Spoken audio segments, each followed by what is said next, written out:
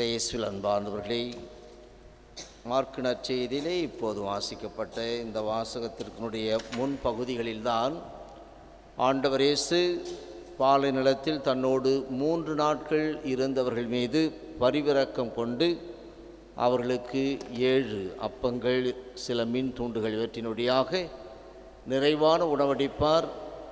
மீதியானதை 7 கூடைகளில் அவர்கள் எடுப்பார்கள். அப்படி இருக்கின்ற போது அந்த நிகழ்வையெல்லாம் பார்த்தவர்கள் இப்போது அடையாளம் கேட்கின்றார்கள். பரிசேயர் வந்து இயேசுவோடு வாதாடத் தொடங்கினர்.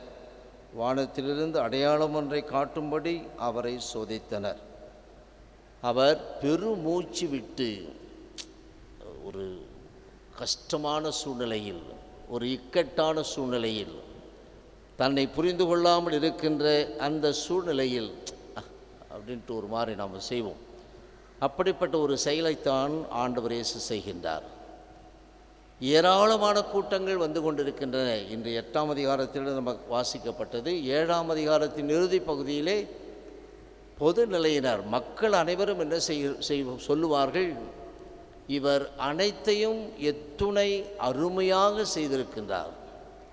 இவர் அனைத்தையும் எவ்வளவு அருமையாக செய்திருக்கின்றார், நிறைவாக செய்திருக்கின்றார். படைப்பின் தொடக்கத்தில் கடவுள் தன்னை அவ்வாறு தான் காட்டிக்கொள்ளுகின்றார். படைப்பார், படைத்த பிறகு நல்லதென கண்டார். தீயதை வைத்து அவர் படைக்கவில்லை, நல்லதென கண்டார். எனவே அந்த நன்மையை செய்யக்கூடியவராகத்தான் கடவுள். ஒரே கடவுள் 3 ஆட்கள்.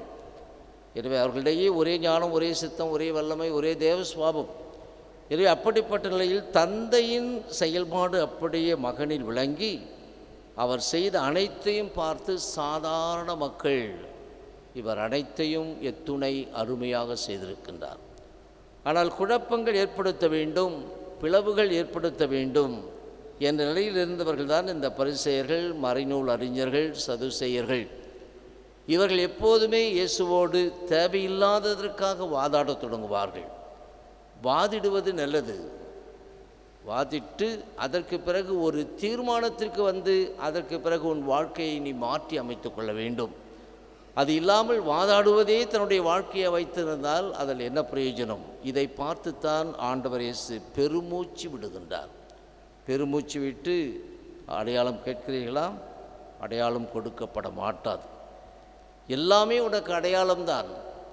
படுத்த நீ காலையில் எழுகின்றாய் என்றால் அது ஒரு அடையாளம். கடவுள் உன்னோடு இருக்கின்றார், உன்னை இயக்குகின்றார், உன்னை வாழ வைக்கின்றார் என்பதற்கு. சூரியன் மறைந்தது சுத்தமாக மறைந்து விடவில்லை, அடுத்த நாள் காலையில் எழுகிறது. இவ்வாறு ஒவ்வொன்றையும் பார்க்கின்ற போது இறைவன் நம்மீது அக்கறை கொண்டு கொடுத்து கொண்டே இருக்கின்றார். மனிதன்தான் இந்த இயற்கையை அழித்து கொண்டிருக்கின்றான். எனவே இத்தனை அடையாளங்கள், உயிருள்ள அடையாளங்கள், நீ உணர்ந்து கொள்ளக்கூடிய அடையாளங்கள், உணர்ந்து உன் வாழ்க்கையை வளப்படுத்தக்கூடிய அடையாளங்கள் கொடுக்கப்படுகின்ற போது அதையெல்லாம் உணர்ந்து கொள்ளாமல் எனக்கு இது வேணும் அது வேணும் என்று கேட்பதால் தான் ஆண்டவர் பெருமூச்சு விடுகின்றார். அன்பார்ந்தவர்களே, இந்த நாட்களில் பொது தேர்வுகள் ஒரு சில வகுப்புகளுக்கு ஆரம்பமாக இருக்கின்றது.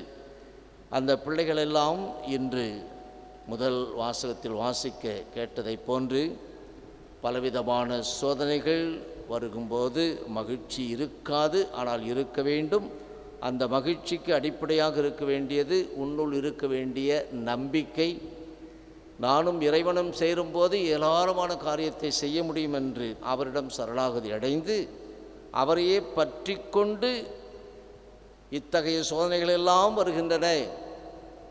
ஒரு சில பிள்ளைகள் தேர்வுகள் ஆரம்பிப்பதற்கு முன்னதாகவே தங்கள் வாழ்க்கையை முடித்து கொள்ள ஆசைப்படுவார்கள். நான் எப்படி எழுத போகிறேன், ஒன்றும் படிக்கலையே, ஒன்றும் தெரியலையே என்று. ஒன்றும் தெரியவில்லை என்று இப்போது முட்டிக்கொள்வதில் ஒரு பிரயோஜனமும் அல்ல.